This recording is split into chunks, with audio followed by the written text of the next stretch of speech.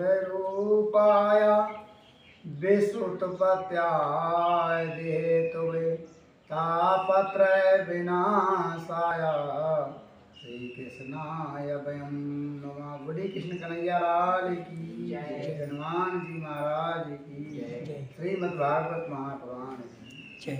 अथ षड्विंशो अध्याय नरकों की विभिन्न गतियों का वर्णन। आज कथा बहुत ही मार्मिक और बहुत सुंदर कथा है। आज की कथा का सभी को श्रवण करना चाहिए। राजा परिषद ने पूछा, महर्षि, लोगों को जो ये ऊंची नीची गतियां प्राप्त होती हैं उनमें कितनी भिन्नता क्यों है? इनमें इतनी भिन्नता क्यों है? तब सुखदेव जी ने कहा, राजन, कर्म करने वाले पुरुष सात्विक, राजस और तामस 3 प्रकार के होते हैं तथा उनकी श्रद्धाओं में भेद रहता है। इस प्रकार स्वभाव और श्रद्धा के भाव से उनके कर्मों की गतियां भी भिन्न भिन्न होती हैं और न्यूनाधिकार रूप में ये सभी गतियां सभी कर्ताओं को प्राप्त होती हैं। इस प्रकार निषिद्ध कर्म रूप पाप करने वालों को भी उनकी श्रद्धा की असमानता के कारण समान फल नहीं मिलता। अतः अनादि अविद्या के वशीभूत होकर कामना पूर्ण किए हुए उन निषिद्ध कर्मों के परिणाम में 2000 तरह की नार की गतियां होती हैं। उनका विस्तार से वर्णन सुनो। राजा परिषद ने पूछा, भगवान, आप जिनका वर्णन करना चाहते हैं वे नरक इसी पृथ्वी के कोई देवा विशेष हैं अथवा त्रिलोक की बाहर या इसी के भीतर किस जगह हैं? तब सुखदेव जी ने कहा, राजन, वे त्रिलोक के भीतर ही हैं तथा दक्षिण की ओर पृथ्वी के नीचे जल के ऊपर स्थित है। इसी दिशा में अग्निवात आदि पितृगण रहते हैं। वे अत्यंत एकाग्रचित्त पूर्वक अपने वंशधरों के लिए मंगल कामना किया करते हैं। उस नरक लोक में सूर्य के पुत्र पृथ्वीराज भगवान यम अपने सेवकों सहित रहते हैं तथा भगवान की आज्ञा का उल्लंघन न करते हुए अपने दूतों द्वारा वहां लाए हुए मृत प्राणियों को उनके दुष्कर्मों के अनुसार पाप का फल देते हैं। परिषद, जब कोई लोग नरक की संख्या 21 बताते हैं। अब हम नाम, रूप और लक्षणों के अनुसार उनका क्रमशः वर्णन करते हैं। उनके नाम ये हैं: तामिस्त्र, अंधतामिस्त्र, रौरव, महारौरव, कुंभीपाक, कालसूत्र, असीब,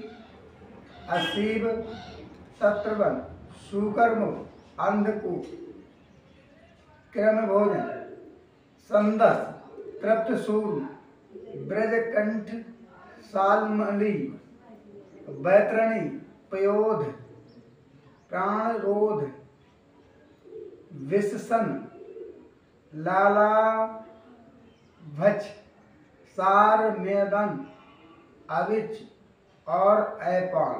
इनके सिवा सारकर्दम, रक्षोगण भोजन, शूलप्रोत, नंदसूक, अवध निरोधन,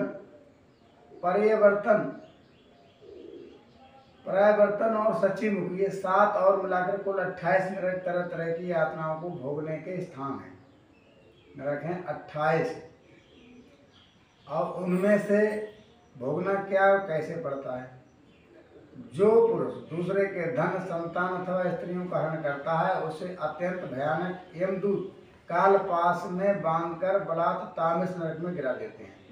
उस अंधकारमय नरक में उसे अन्न जल न देना, डंडे लगाना और भय दिखाना आदि अनेक प्रकार के उपायों से पीड़ित किया जाता है। इससे अत्यंत दुखी होकर वो एकाएक मूर्छित हो जाता है। इसी प्रकार जो पुरुष किसी दूसरे को धोखा देकर उसकी स्त्री आदि को भोगता है वो अंधतामिष्ट नरक में पड़ता है। वहाँ की यातनाओं में पड़कर वो जड़ से कटे हुए वृक्ष के समान वेदना के मारे हुई सारी शुद्ध बुद्धि खो बैठता है और उसे कुछ भी नहीं सूझ पड़ता। इसी से वो उस नरक को अंधतामिष्ट कहते हैं। जो पुरुष इस लोक में ये शरीर में मैं हूँ और ये स्त्री अनादि मेरे हैं ऐसी बुद्धि से दूसरे प्राणियों से द्रोह करने के निरंतर अपने कुटुंबों के पालन पोषण में लगा रहता है, वो अपना शरीर छोड़कर अपने पाप के कारण स्वयं ही रौरव नरक में गिरता है। इस लोक में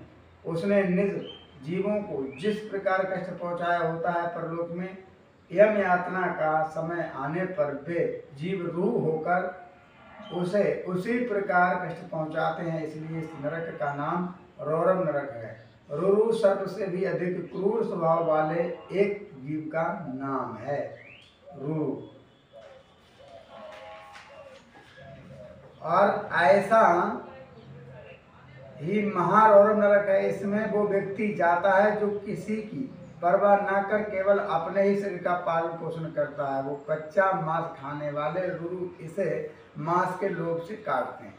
जो क्रूर मनुष्य इस लोक में अपना पेट पालने के लिए जीवित पशु या पक्षियों को रांधता है, उस हृदयहीन राक्षस से भी गए बीते पुरुषों के यमदूत कुंभी पाक नरक में ले जाकर खोलते हुए तेल में रांधते हैं, बनाते हैं। जो मनुष्य इस लोक में माता पिता ब्राह्मण और वेद से विरोध करता है, उसे यमदूत काल सूत्र नरक में ले जाते हैं। इसका घेरा 10,000 योजन का है। इसकी भूमि ताने की है। इसमें जो तपा हुआ मैदान है वो ऊपर से सूर्य और नीचे से अग्नि दाह से जलता रहता है। वहाँ पहुँचाया हुआ पापी जीव भूख प्यास से व्याकुल हो जाता है और उसका शरीर बाहर भीतर से जलने लगता है। उसकी बेचैनी यहाँ तक बढ़ती है कि वहाँ कभी बैठता है, कभी दौड़ता है और कभी छटपटाने लगता है, कभी खड़ा होता है और कभी इधर उधर दौड़ने लगता है। इस प्रकार इस नर पशु के शरीर में जितने रोम होते हैं, बाल रूसे, उतने ही 1000 वर्षों तक उसकी ये दुर्गति होती है। जो पुरुष किसी प्रकार की आपत्ति न होने पर भी अपने वैदिक मार्ग को छोड़कर अन्य पाखंडपूर्ण धर्मों का आश्रय लेता है, अपने सनातन धर्म को छोड़कर जो व्यक्ति किसी दूसरे पाखंड धर्मों का आश्रय लेता है, उसे यमदूत 80 पत्र बंद नरक में ले जाकर कोड़ों से पीटते हैं। जब मार से बचने के लिए इधर दौड़ने लगता है, तब उसके सारे अंग ताल बन के तलवार के समान पहने पत्तों से, जिसमें दोनों ओर धारें होती हैं, टूट टूट कर होने लगते हैं, टुकड़े टुकड़े होने लगते हैं। वहीं तब वो अत्यंत वेदना से हाय मैं मरा इस प्रकार चिल्लाता हुआ पद पद पर मूर्छित होकर गिरने लगता है। अपने धर्म को छोड़कर पाखंड मार्ग में चलने से उसे इस प्रकार अपने कुकर्म का फल भोगना पड़ता है। आजकल तो लोग पता नहीं कौन कौन सा धर्म अपना रहे हैं। इस लोक में जो पुरुष, ये लिखा हुआ इसलिए दिखाता हूँ, आप सोचेंगे कि पंडित जी झूठ बोल रहे हैं, इसलिए आप देखते रहो। इस लोक में जो पुरुष राजा या राज कर्मचारी होकर किसी निरपराध मनुष्य को दंड देता है अथवा ब्राह्मण को शरीर दंड देता है, वो महापापी मरकर शूकर मुख नरक में गिरता है। वहाँ जब महाबली यमदूत उसके अंगों को कुचलते हैं, तब वो कोल्हू में पेरे जाते हुए गन्ने के समान पीड़ित होकर जिस प्रकार इस लोक में उसके द्वारा सताए हुए निरपराध प्राणी रोते चिल्लाते थे, उसी प्रकार कभी आर्त स्वर से चिल्लाता और कभी मूर्छित हो जाता है। ये दशा ज्यादातर सरकारी कर्मचारियों की हुई, वो पेरे जाएंगे जरूर गन्ने।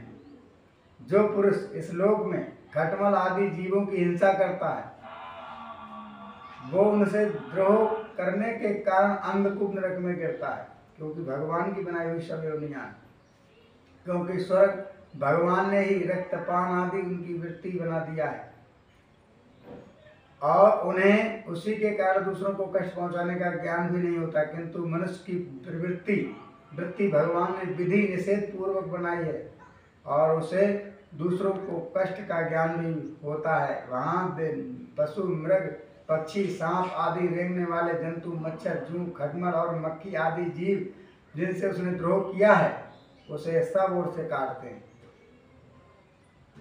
इससे उसकी निद्रा और शांति भंग हो जाती है और स्थान न मिलने पर भी वो बेचैनी के कारण उस घोर अंधकार में इस प्रकार भटकता रहता है, जैसे रोगग्रस्त शरीर में जीव छटपटाया करता है।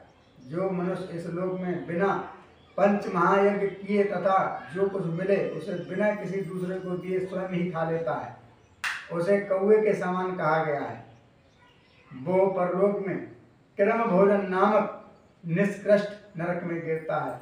वहाँ 1 लाख लंबा चौड़ा एक कीड़ों का कुंड है, उसी में उसे भी कीड़ा बनकर रहना पड़ता है। और जब तक अपने पापों का प्रायश्चित न करने वाले उस पापी के बिना दिए हुए, बिना हवन किए खाने के दोष का अच्छी तरह शोधन नहीं हो जाता, तब तक वो उसी में पड़ा कष्ट भोगता रहता है। और वहाँ कीड़े उसे नोचते हैं और वो कीड़ों को खाता है।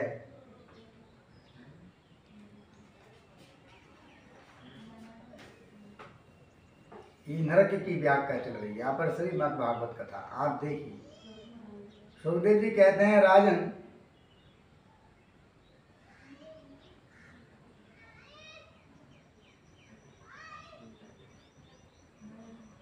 इस लोक में जो व्यक्ति चोरी या बरजोरी से ब्राह्मण, साधु, संत अथवा आपत्ति का समय न होने पर भी किसी दूसरे पुरुष के सुवर्ण और रत्न आदि का हरण करता है, उसे मरने पर यमदूत संदस नामक नरक में ले जाकर तपाए हुए लोहे के गोलों से दागते हैं और सरसी से उसकी खाल मूंदते हैं। इस लोक में यदि कोई पुरुष अगम्य स्त्री के साथ संभोग करता है अथवा कोई स्त्री अगम्य पुरुष से व्यभिचार करती है, तो यमदूत उसे तप्त सूर्म नामक नरक में ले जाकर कोड़ों से पीड़ते हैं तथा पुरुषों को तपाए हुए लोहे की स्त्री मूर्ति से और स्त्री को तपाए हुए पुरुष प्रत्यमह से आलिंगन कराते हैं। जो पुरुष इन लोक में पशु आदि सभी के साथ व्यभिचार करता है, उसे मृत्यु के बाद यमदूत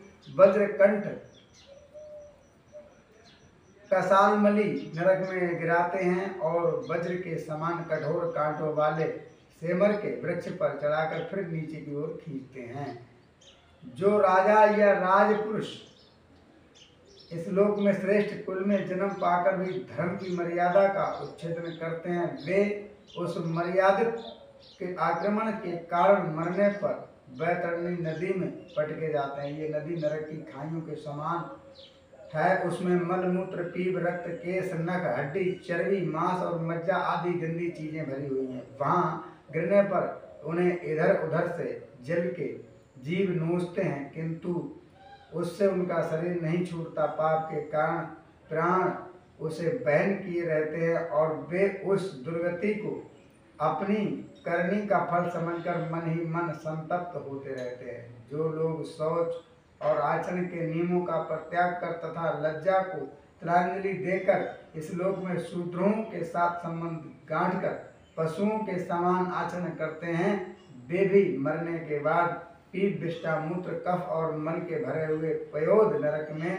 नरक के समुद्र में गिरकर उन अत्यंत घृणित वस्तुओं को ही खाते हैं।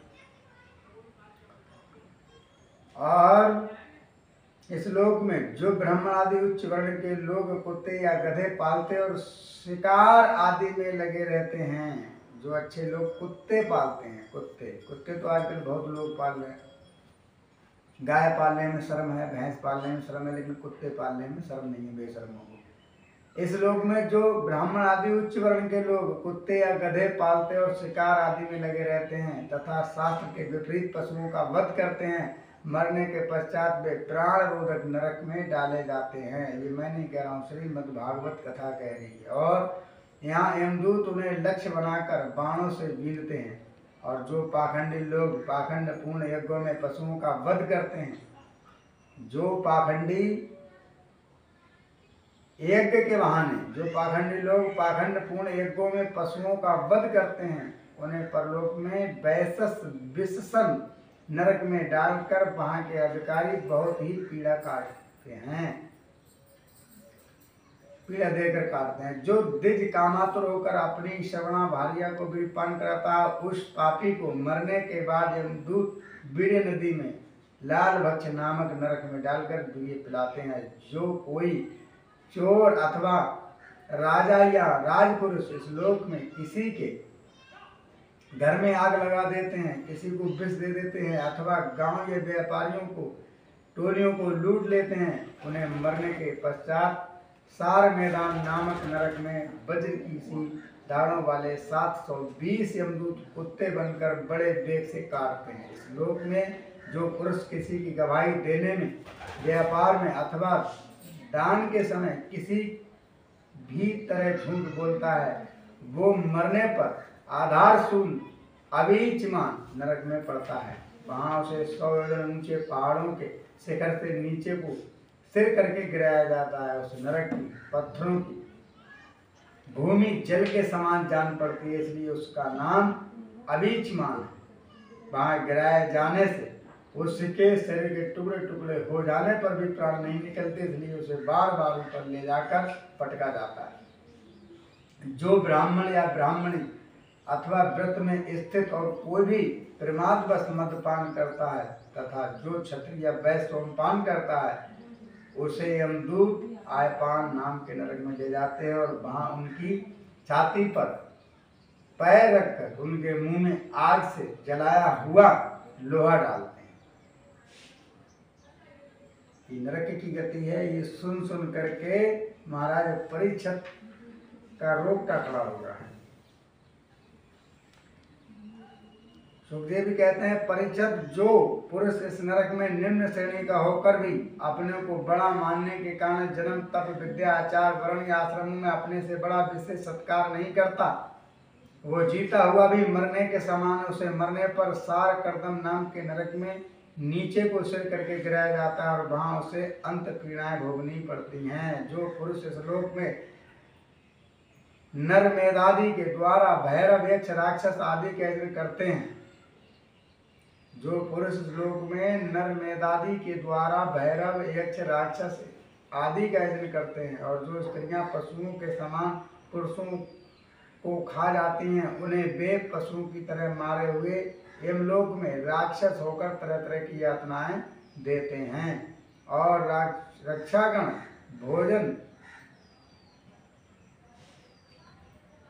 नामक नरक में कसाईयों के समान कुराली से काट काट कर उसका लोहू पीते हैं, उसका खून पीते हैं, तथा जिस प्रकार वे मांस भोजी पुरुष इस लोक में उनका मांस भक्षण करके आनंदित होते हैं, उसी प्रकार वे भी उनका रक्तपान करते और आनंद होकर नाचते गाते हैं। इस लोक में जो लोग वन या गांव के निरपराध जीवों को, जो आप सभी अपने प्राणों को रखना चाहते हैं, तरह तरह के उपायों से फुसलाकर अपने पास बुला लेते हैं और फिर उन्हें कांटे से बेंध या रस्सी से बांधकर खिलवाड़ करते हुए तरह तरह की पीड़ाएं देते हैं। उन्हें भी मरने के पश्चात यम यातनाओं के समय शूल प्रोत नामक नरक में शूलों से बेधा जाता है। उस समय जब उन्हें भूख प्यास सताती है और कंक बटेर आदि तीखी चोंचों वाले नरक के भयानक पक्षी नोचने लगते हैं, तब अपने किए हुए सारे पाप याद आ जाते हैं। राजन,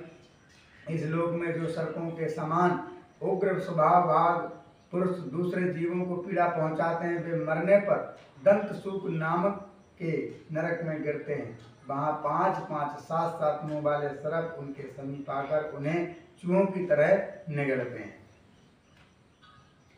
जो व्यक्ति किसी दूसरे प्राणियों की अंधेरी खेतियों, कोठों या गुफाओं में, जो व्यक्तियां दूसरे प्राणियों को अंधेरी खंतियों, कोठों या गुफाओं में डाल देते हैं, उन्हें परलोक में यमदूत वैसे ही स्थानों पर डालकर विषैली आग के धुएं से घोरते हैं। इसलिए इस नरक को अवट निरोधन कहते हैं। जो गृहस्थ अपने घर आए अतिथि अभ्यागतों को और बार बार क्रोध में भरकर ऐसी क्रूर दृष्टि से देखता है मानो उन्हें भस्म कर देगा, वो नरक में जाता है। तब उस पाप दृष्टि के नेत्रों को गिद्ध, कंक, कांग और बटेर आदि वज्र की कठोर चोंच वाले पक्षी बलात् निकाल लेते हैं। इस नरक को पर्यावर्त कहते हैं। अतिथि देवो भव, घर पे कोई मेहमान आया तो उससे नाराज नहीं होना चाहिए, और जो ऐसा करते हैं उन्हें भी नरक में जाना पड़ता है, ऐसा लिखा हुआ है। इस लोक में जो व्यक्ति अपने को बड़ा धनवान समझकर अभिमान बस सबको टेढ़ी नजर से देखता है और सभी पर संदेह रखता है, धन के व्यय और नाश की चिंता से जिनके हृदय और मुंह सूखे रहते हैं, अतः तनिक भी चैन न मानकर जो यक्ष के समान धन की रक्षा में लगा रहता है तथा पैसा पैदा करने, बढ़ाने और बचाने में तरह तरह के पाप करता रहता है। वो नराधम मरने पर सूची मुख नरक में गिरता है। वहां उस अर्थ पिशाच पाप के मारे सारे अंगों को यमराज के दूत